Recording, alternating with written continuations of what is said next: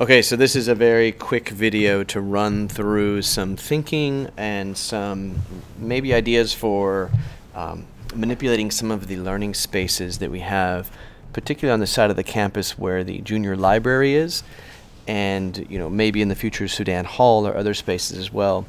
And so I'm going to make a very long document, something very short. So I'm going to jump forward to a former project that I worked on, past a lot of this theoretical part.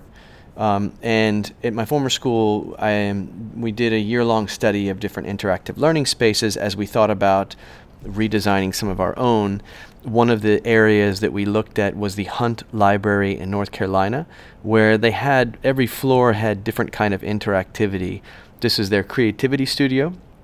So you can see the ceiling enables this complete reprogramming of all panels and projectors and things. Of course, this is university level, so I don't know that we would be getting into building something like this. However, if we take the concepts and work from there, I think there's a lot to learn from. You can see everything in this space is what they call reprogrammable, and that means that the area is a multi-purpose flex space.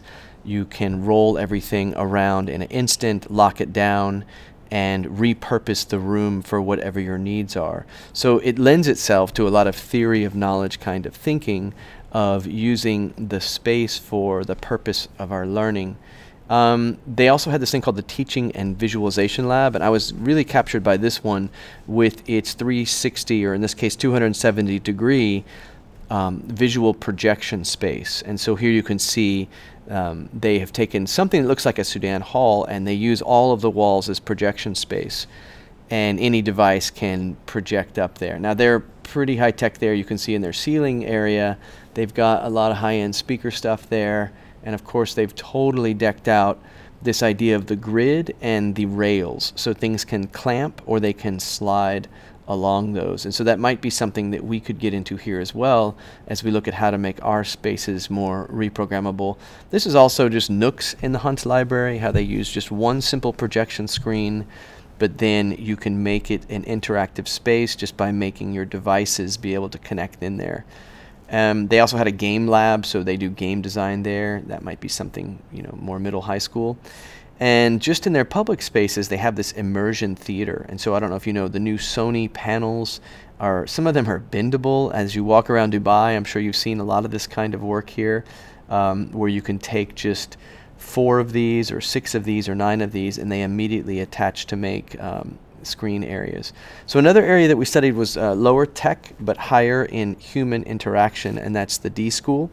So you can see that the D.School just has a giant warehouse, and they repurpose it for whatever they need. Using these railings and using these whiteboards, they divide up, make perimeters and spaces. Their furniture is all rollable. And they do a lot of the construction of their own furniture right there on site on campus. A space I have spent a lot of time in is ITP at NYU. And here you can totally see, and you can watch in every day, every hour, they're constantly reprogramming the space.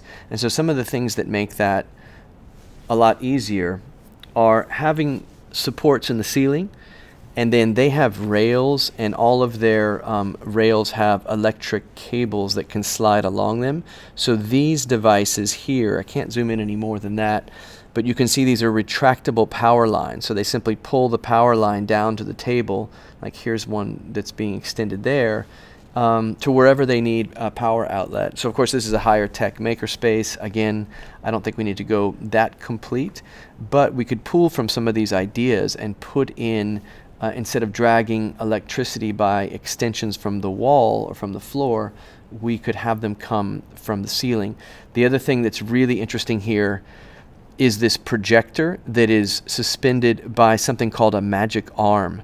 And I have worked a lot with these. They truly are magic. They clamp to anything, and then you can immediately point them in any direction.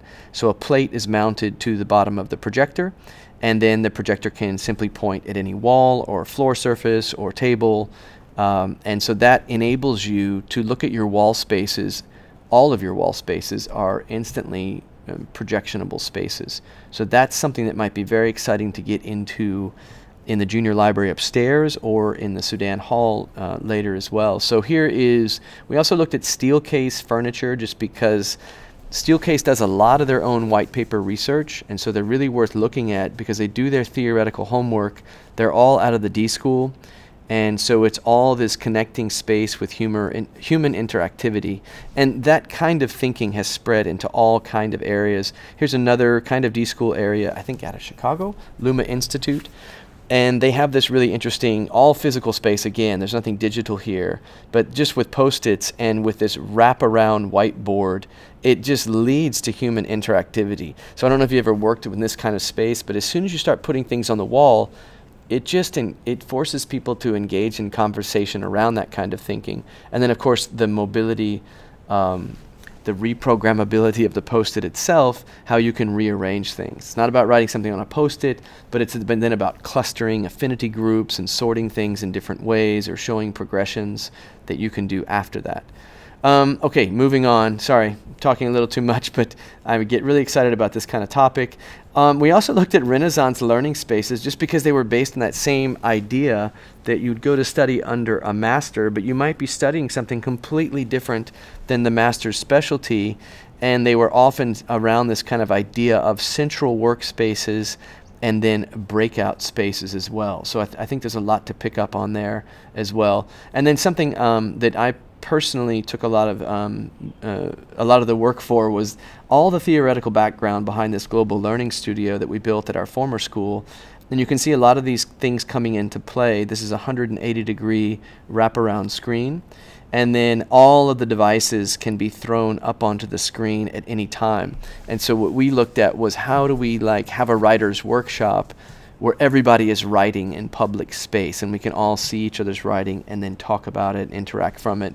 That was one of the activities. Sometimes it was just immersion theater where we would bring kids in for their instigations or provocations before they were studying things to kind of pique their interest. And then like a VR environment, this is really interesting because when something's really big and graphic, it encourages this idea of point and talk. And so little kids, you see this all the time. They come in and what your partner notices might be something totally different than from what you notice, and then that kind of encourages this idea of the conversation and social construction around that.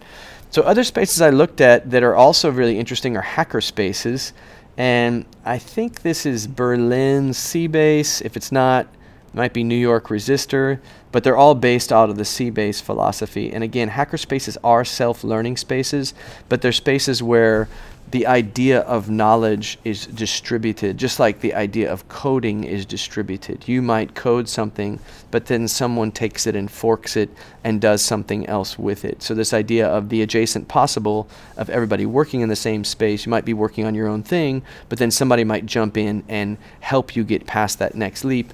And because in the tech coding kind of world, no one ever has all the answers, you always need to go find that specialist in the room who can answer your question. Okay, so other spaces like WeWork have built off of these philosophies. When you go into a WeWork office space, they're all built on this idea of reprogrammable space. How you can go in here and not even have an office, you just sit down at a public space.